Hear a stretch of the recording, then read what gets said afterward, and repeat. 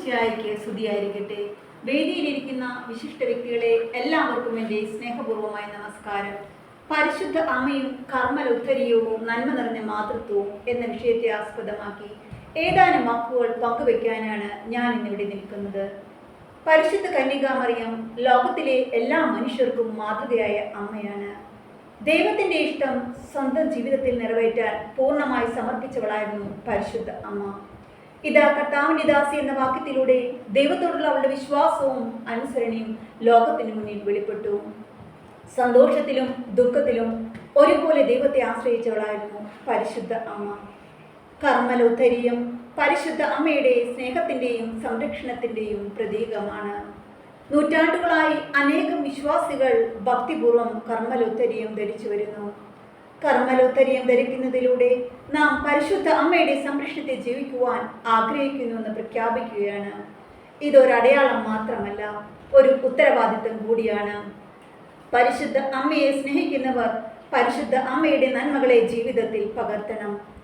പരിശുദ്ധ അമ്മയുടെ ജീവിതത്തിൽ നമുക്ക് കാണാൻ കഴിയുന്ന ഏറ്റവും വലിയ ഗുണം അമ്മയുടെ എളിമയാണ്. ലോകത്തിൻ്റെ രാജ്ഞിയായിട്ടും അവൾ എളിയ ജീവിതം നയിച്ചു.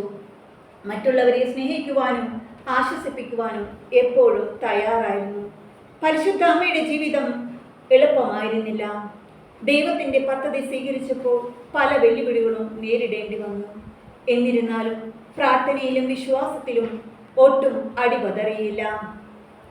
ഈ അവസരത്തിൽ നമുക്കും ഈ ഗുണങ്ങൾ അനിവാര്യമാണ്.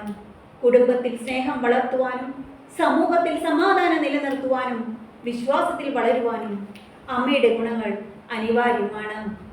പ്രിയ സുഹൃത്തുക്കളെ, കർമ്മലോത്തരീയം ധരിക്കുന്ന നാം നമ്മുടെ ജീവിതത്തിലൂടെ ക്രിസ്തുവിനെ സാക്ഷ്യപ്പെടുത്തണം.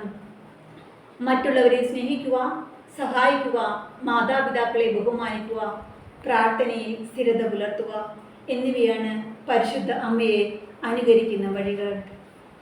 നമ്മുടെ ജീവിതത്തിൽ ഒരു കുഞ്ഞു സന്തോഷമുണ്ടായാലും ദുഃഖം വന്നാലും നാം ഓടിച്ചെല്ലുന്നത് നമ്മുടെ അമ്മയുടെ അടുത്തേക്കാണ്.